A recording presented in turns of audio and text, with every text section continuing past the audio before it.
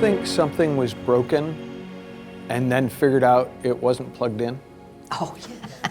Right? Almost everybody I know has done that at least Lord. 13 times. And while you do tend to feel like an idiot, it's actually kind of a relief. Because all you got to do is plug it back in. Well, that's how this works. Your creative genius is never broken. Right? The power is always on. It's just we can disconnect from it.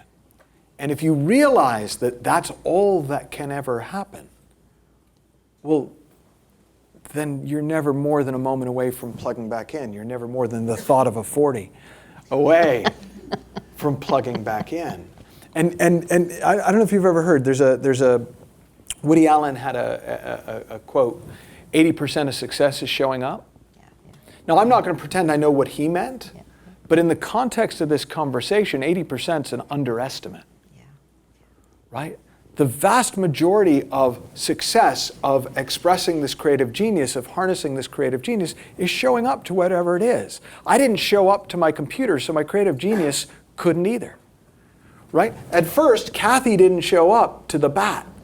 And then once she did, her creative genius kicked in.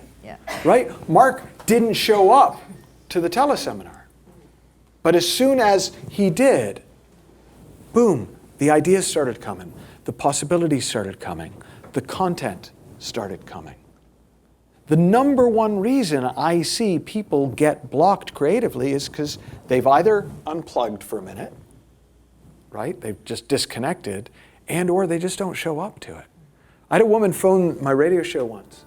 She wanted to